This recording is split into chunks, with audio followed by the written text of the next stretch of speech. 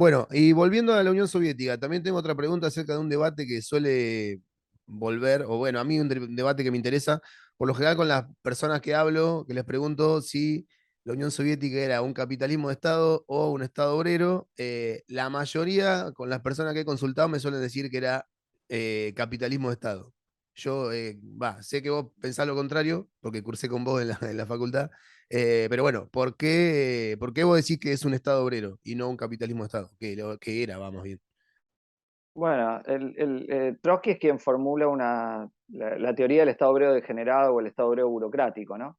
Para tratar de dar cuenta de una realidad donde sobre la base de la expropiación del capitalismo no se había desarrollado una democracia socialista, sino los consejos de trabajadores, sino se había consolidado una capa burocrática, ¿no?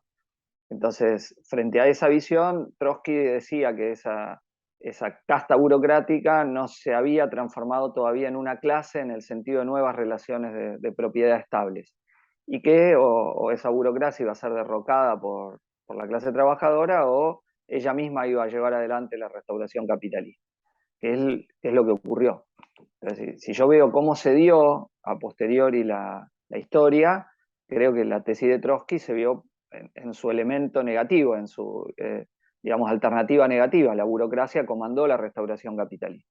La teoría del capitalismo de Estado era una teoría que se apoyaba en que todo el mundo iba hacia el capitalismo de Estado, no solo la Unión Soviética, sino también el occidente capitalista. Entonces, que Alemania, Estados Unidos, que era una tendencia universal de la cual la Unión Soviética era el punto más avanzado. Bueno, esto cuando empieza el neoliberalismo se ve que no es así, y el propio comportamiento de la burocracia, porque entonces si ya había capitalismo, entonces ¿qué se restauró? ¿Qué cambió? Yo le veo muchas contradicciones a esa teoría, además de que si un sentido tiene el término capitalismo es qué es lo que mueve la economía, que es la acumulación de capital. Y la lógica de la planificación burocrática en la Unión Soviética no era la acumulación de capital, era otra. Entonces, si los términos tienen algún sentido, capitalismo de Estado, que es que el Estado interviene en la economía para garantizar la producción capitalista. Ese es el sentido que puede tener el término capitalismo de Estado, que hay empresas que son propiedad estatal, pero se rigen bajo una lógica capitalista de acumulación. Bueno, no es eso lo que ocurría en la Unión Soviética, ocurría otra cosa. Había irracionalidades, pero producto de la planificación burocrática, no producto de la lógica del capital.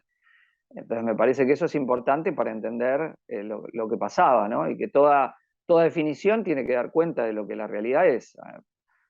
Por eso me parece que he visto el desenlace histórico, la definición de Trotsky, que era una definición para explicar una realidad contradictoria, ¿no? Que era una forma de Estado que expresaba el dominio de la burocracia sobre la base de las conquistas que la revolución había tenido en cuanto a la socialización de los medios de producción, la nacionalización de los medios de producción. Bueno, creo Sí, que es la teoría la que mejor explica de las que estuvieron dando vuelta para dar cuenta de esa realidad tan contradictoria, ¿no? que usaba la metáfora esta del tren, que iban todo en el mismo tren, pero en diferentes categorías o algo así. Claro, eso para decir por qué no era igualitario, la contradicción que había. Y la Claro. del barco, dice el barco, eso discutiendo contra la ideología de la burocracia, dice.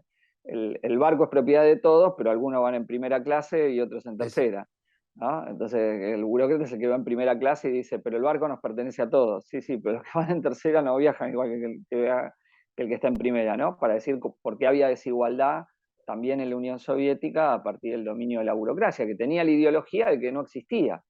O sea, la burocracia se niega a sí mismo. Es como cuando escuchás a un dirigente sindical burocrático que vive como un empresario decir, el movimiento obrero opina, Sí, sí, nosotros el sí. movimiento obrero, ¿no? Y él no tiene nada que ver con las condiciones de vida de un trabajador. Bueno, justamente Trotsky usa para explicar la burocracia el caso de los sindicatos, ¿no? La burocratización de los sindicatos, pero llevado a un punto mucho mayor cuando se trata de control de un Estado.